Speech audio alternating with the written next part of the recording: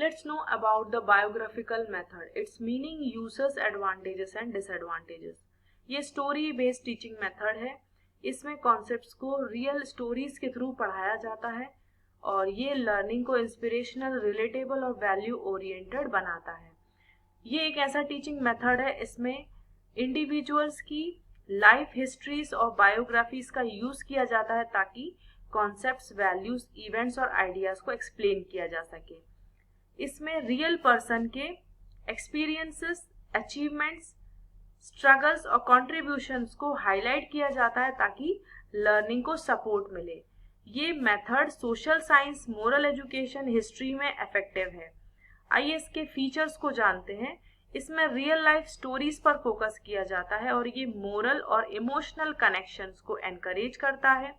इसमें values, struggles और inspirations को हाईलाइट किया जाता है और ये लर्निंग के कॉग्निटिव और अफेक्टिव डोमेन दोनों के लिए अपीलिंग है, मींस यूजफुल है. आइए इसके यूजर्स को जानते हैं.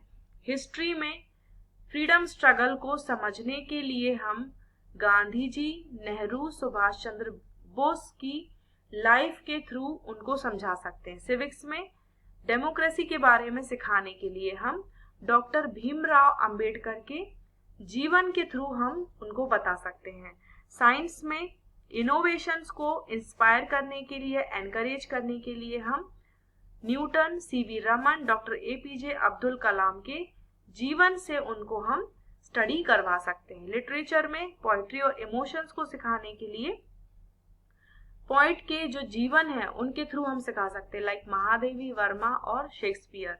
कॉमर्स और एंटरप्रेन्योरशिप में बिजनेस लीडर्स की केस स्टडीज का यूज कर सकते हैं, लाइक जीआरडी टाटा और नारायण मूर्ति.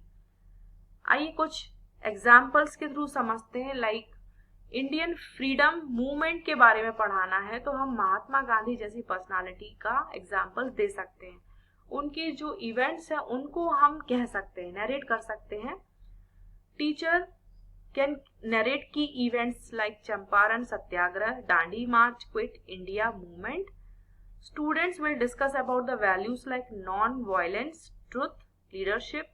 Students फिर मूल्यों के बारे में चर्चा करेंगे और उसके बाद हम कुछ एक्टिविटी करा सकते हैं, like reflect on the contributions और राइट रिफ्लेक्शंस और prepare timeline of his contributions. इससे लर्निंग आउटकम्स ये होंगे कि वे इवेंट्स और वैल्यूज दोनों के बारे में रियल लाइफ एग्जाम्पल्स के थ्रू समझेंगे. इसके एडवांटेजेस ये हैं कि इससे लर्निंग रिलेटेबल और ह्यूमनाइज्ड होती है.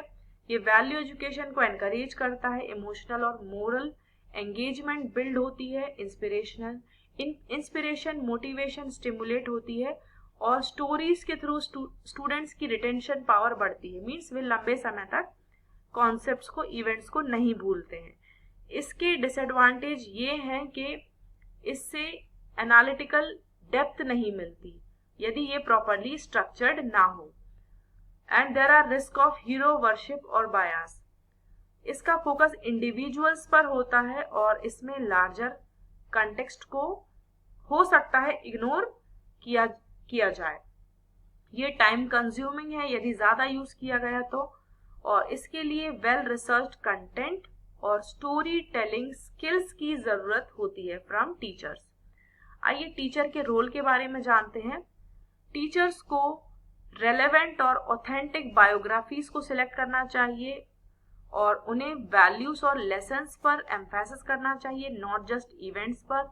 डिस्कशन, रिफ्लेक्शन और क्रिएटिविटी को एनकरेज करना चाहिए और उन्हें स्टोरी टेलिंग के लिए मल्टीमीडिया, बुक्स और रोल प्लेस का यूज करना चाहिए ताकि उसके इम्पैक्ट को वो एनहेंस कर सके.